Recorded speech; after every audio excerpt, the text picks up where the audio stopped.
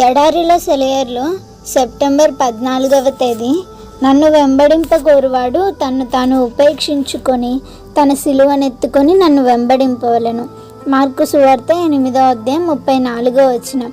దేవుడు నన్ను భుజాన వేసుకోమన్న సిలువ అనేక రకాలైన ఆకారాల్లో ఉండవచ్చు. ఇంకా ఘనమైన సేవ చేయడానికి నాకు సామర్థ్యం ఉన్నప్పటికీ తక్కువ పరిధిలో ఏదో అల్పమైన సేవ చేయడానికి మాత్రమే నాకు అవకాశం దొరకవచ్చు.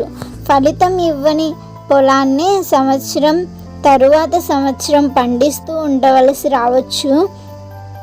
నాకు కీడును చేసిన వాళ్ళ గురించి ప్రేమ దయగల ఆలోచనలే తప్ప వేరే విధంగా ఆలోచించకూడదని ఆజ్ఞ రావచ్చు. అలాంటి వాళ్ళతో మృదువుగా మాట్లాడి వాళ్లకు సహాయం చేయవలసి రావచ్చు. దేవుని గురించి వినడం అసహ్యమైన వాళ్ళ దగ్గరే ఆయన మాటలు పదే పదే చెప్పవలసి రావచ్చు. సిలువలు చాలా రకాలు, అన్నీ అతి భారమైనవి. నా ఇష్ట ప్రకారం అయితే వాటిల్లో దేన్ని ఎంచుకోను. కానీ నేను సిలువని ఎత్తుకొని సహనంతో సనుగుడు లేకుండా నా భుజం మీద దాన్ని మోసినప్పుడే యేసు నాకు సమీపంగా ఉంటాడు.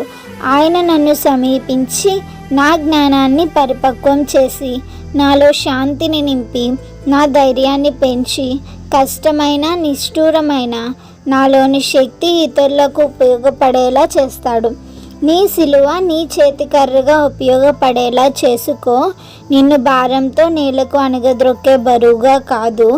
సంతోషంగా నీ సిలువను మోసావంటే నిరాశ నిస్పృహల నుండి నీ తోటి వారిని విడిపించగలవు.